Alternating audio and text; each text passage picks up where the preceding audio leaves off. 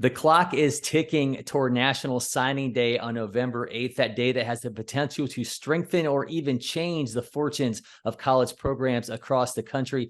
Welcome into Coffee and Curveballs, Cory McCartney, along with Shooter Hunt. And Shooter, it's all going to look good on paper after signing day, but everything we talk about has to be approached with the caveat that it's subject to change until after the MLB draft. It is very fun to talk about how great this class is right now. But when that draft comes and you have 4 or 5 first rounders who never make it to campus, they just really wither away and never really make an impact. So we won't put any true rankings on these classes until after the draft, and more so until guys get on campus. But it is fun to talk about right now. Yeah, we gotta get into the pomp and circumstance of the day itself that's coming. And let's start at the top of the heap.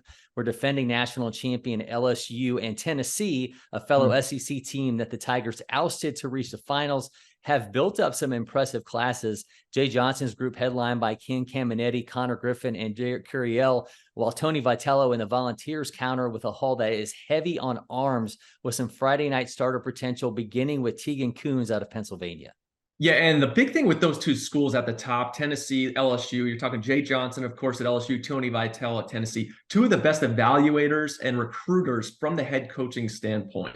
Those guys have not gotten there and thought, hey, I could just sit around now, let my assistants do the work. They're out there and very involved in the recruiting cycle, which you're seeing with regards to these classes. But at the top, it's tough not to love LSU. The team of the 90s, coming off a national championship. They're on ESPN nonstop. They got the #1 player to reach campus in Cam Johnson last year. And then you have some absolute mega impact guys. We're talking about Cam Caminetti and Connor Griffin, who are both reclass guys from the 25 class, bumped up, which probably has a lot of draft implications when looking at that. But two impact guys, two-way players, can really do it on both sides of the ball. I think Caminetti could be that Friday night guy that got to LSU, and shoot, Cam Johnson got there. So you've seen crazier things happen. And then Connor Griffin, who is a do-it-all, 6'5". He can play basketball. He plays shortstop, plays center field, can do it at the plate. High IQ guy, can really run. There's too much to dream on with him, especially when you're thinking about recently Dylan Cruz. I'm expecting Paxton Kling to have a huge year this year. That's the type of talent that kid is. But not only that, then Caden or Aaron Bide, who's one of the premier catchers in the country, is the premier catcher in the country. Huge power from the Houston area. They just picked up a huge commitment from Boston Bateman, left-hander from California, 6'7" frame, really tunnels a mid-90s fastball with a big breaking ball. I think he's one of the top left-handers in the class, so we'll see what happens draft-wise. But it just continues.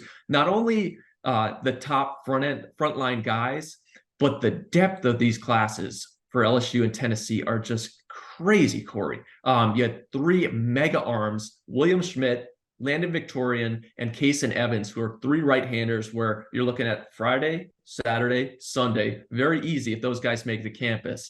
But William Schmidt from Catholic High in Baton Rouge has the best secondary pitch in the class. His curveball is 3,000 plus. It is vicious. He's only just scratched the surface of how good he can be. I'd expect him to have a huge spring. Landon Victorian from Barb High School, legendary power program. Shout out Glenn Cicchini there at Barb High School. But mid to upper 90s fastball, good slider, changeup. What I love about Victorian mostly is the fact that he's not scared of the big situation. He goes into big games. He's not going to be afraid of the SEC. He's going to be ready to win once he steps on campus. And then Kason Evans, Houston area kid, St. Pius High School, son of a coach. The pitchability and obviously the stuff is there. Everybody throws harder in Texas. So those 3 are right-handers that they're hoping to get to campus. I mean, shoot, even if one of those 3 gets there, it's pretty good. But then it just keeps going on. And one of the other things about what Jay Johnson has done coming from the West Coast to LSU is he's now getting the full country. And he went out to the West Coast with this class and got some excellent talent from the state of California. Derek Curiel, Orange Lutheran High School. I mean, nobody kind of has that it factor like this kid, and he wears it well. Nothing speeds him up. He's able to slow the game down well, which would really suit him excellently if he got to the SEC, if and when. Those California guys obviously have a ton of looks from MLB scouts, but he's a shutdown center fielder. Nobody tracks like him. He's really able to cruise, looks like a gazelle on the baseball field, always on the barrel, continues to produce against the top end arms. And then a couple guys who I think are really vital to this class. They're the types that get to campus, they get into the box, and that magic just gets into their system and they play even more above their tool level. Danny Arambula, who's a kid from Ukaipa High School, tough blue collar, but he's always on the barrel. Nice, a right-handed hitter, probably more of a third base, second baseman when it comes down to it, but he always gets hits. He just always does it. And he has a chance to step in as a freshman and really challenge for time immediately. And then Matthew Champion from J. Sarah High School, J. Sarah Catholic, one of the legendary Trinity League programs. Not the biggest guy, only about 5'11", maybe 6 foot you could give him. But dude competes. He's got 4 pitches for strikes. And in college baseball, guys who can pound the zone and are not afraid and can get some whiffs are very much integral and important to the success of these big time programs. And I think Matthew Champion's one of those guys. But shoot, Corey, stop me if I'm going too long because this class just never ends. Mikey Ryan, another kid, a local kid from Archbishop Rummel, just outside New Orleans. He's another guy who's had tons of draft buzz, had a huge summer, can really get at shortstop. I know talking to David Seifert, who helps us out at Prep Baseball, but is also at D1. Love the kid this summer. Right-handed hitter. I'm excited to see him hopefully at the Super 60 coming in February. John Pearson, part of the Flying Pearson brothers, the next in line. He can really hit, more of a physical standout than his brother right now who's on campus. A right-handed hitter. I think he's going to be driving some balls out of the park there. And then, I mean, Jay Johnson just never stops. You got a kid like Ryan Costello from the state of New Jersey, who was a recent fall commit, who can really swing it from the left side. There'll be some draft implication there, but he has steadily risen. He's catching a lot of helium right now. And then it wouldn't be a true LSU class if you didn't have one of those left-handers who's projectable, high floor, who can really show some pitchability. That Saturday starter type in Brady Kellenbrink, a kid from the state of Missouri. But it's really a coast-to-coast class here with LSU, Corey. All right, well, let's get a little bit into Tennessee. Ty South is seen obviously there, but you really like those arms. I mentioned a number of these guys with Friday night starter potential. And then, as I mentioned from the offset, that starts with Tegan Coons from Pennsylvania.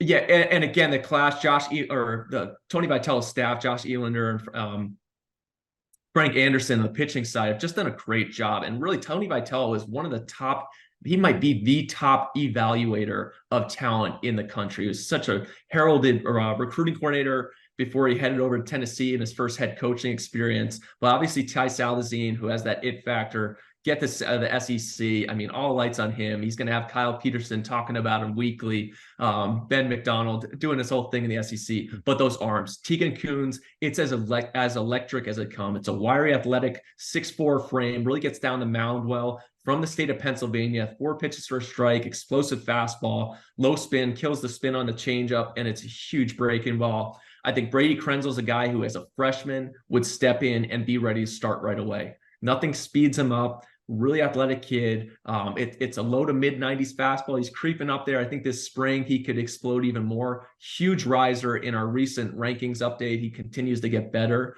but an excellent arsenal. And he's the type we've seen recently that get to Knoxville, Frank Anderson's tutelage. He hops up on the mound. All of a sudden it's, hey, Braden Krenzel is actually 96 to 99 right now. That's what I expect out of a kid like that. And then Anson Siebert, who's from the state of Kansas, 6'7", it's 97, 98, steep angle, there's sink, it's a heavy fastball.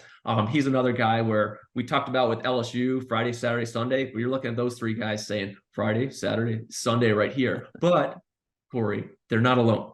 You go to the state of Georgia, you got a guy like Tate Strickland, who's an awesome upside starter potential guy. Vitello's shown his recruiting prowess going coast to coast. He goes to NorCal and gets a kid named Nick Abraham, who's another one who has that high floor, the pitchability. He's an absolute winner and the type that comes in the SEC. And NorCal, they've had success there with guys like Blake Burke. Nick Abraham steps in. He's ready to start from day one. Well, in your piece on PrepBaseballReport.com, you're extremely bullish on a number of classes. And given the sport's power structure, it should be no surprise it's full of teams out of the ACC with Virginia, Miami, Florida State, and the SEC with Auburn, Texas A&M, and Texas, which will be part of that conference by the time these players hit campus.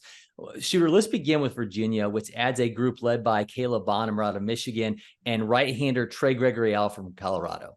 Yeah, and I mean, Coach O'Connor, Coach Kevin McMullen, the recruiting coordinator at Virginia, have been there for 20 years. I don't know how many staffs have built as much sustainable success as they have together. But there's definitely a type that Virginia brings in, and it's the athletic, blue collar, multi-sport guys who have that upside that you can work with.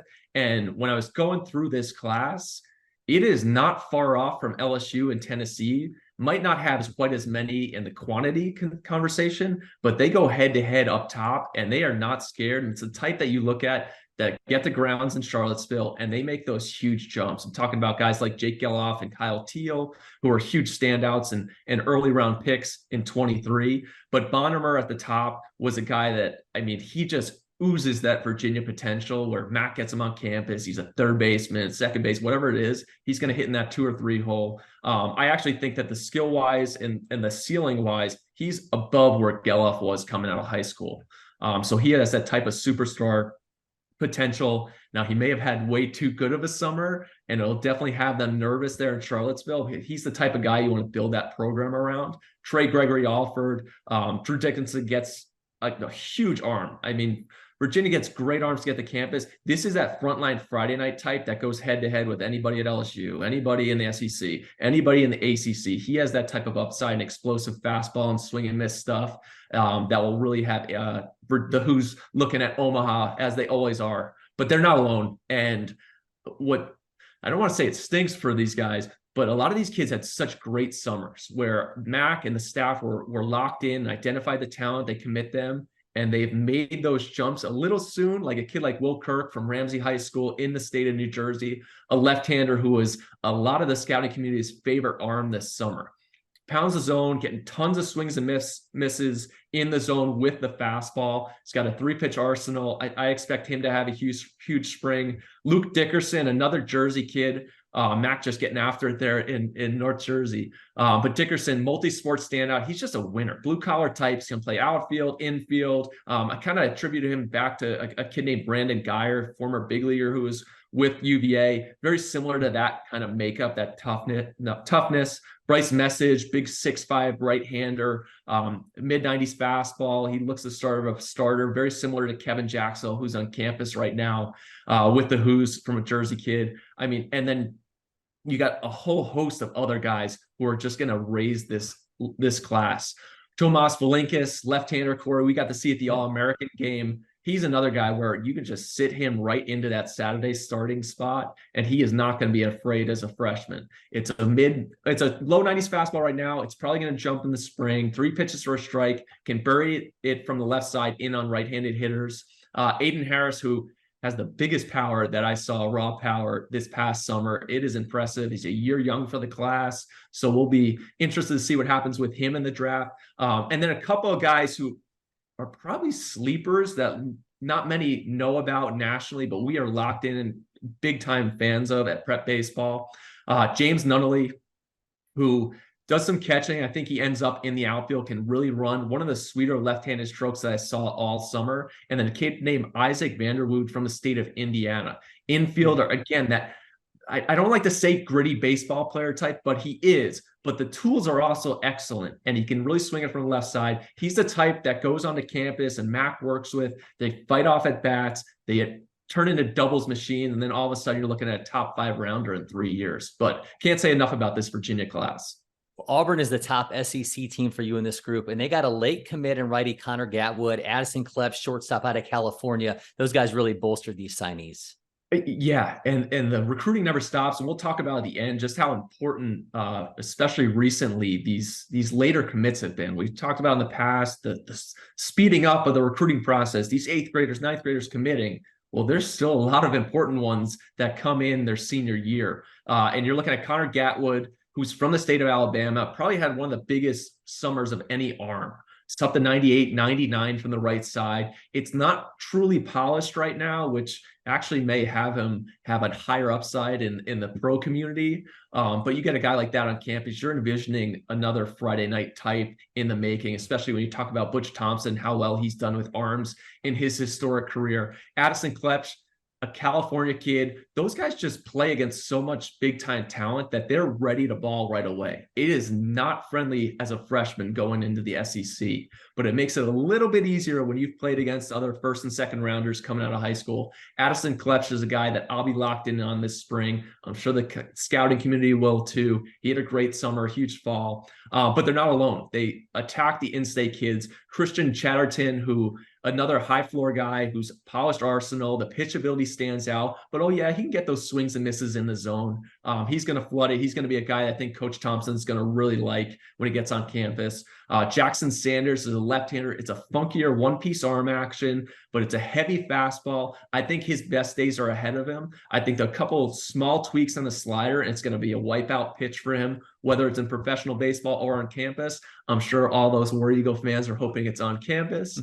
But even more so, a Tennessee kid, Saxon Roberts, who's coming off an injury and surgery. I think he's going to have a huge spring. They identified that talent. That's another frontline potential weekend starter. Oh yeah, and then Anthony Terlongo, who's been committed there for a while. He's a third baseman from the state of Florida. The dude just produces. Hitters hit, and the guy is just on the barrel perpetually. He's the type that's going to come in the SEC and hopefully continue that trend. Okay, so two more ACC squads, Miami and Florida State, an SEC member currently in Texas A&M, and a future one in Texas. They round out this list. So let's look at the headliner for the rest of this group. So I'm going to throw out the school, and you follow with the player that you think has them on this list for you. So maybe not the highest ranked player, but the one that you think separates them from other schools. So let's start off with Miami.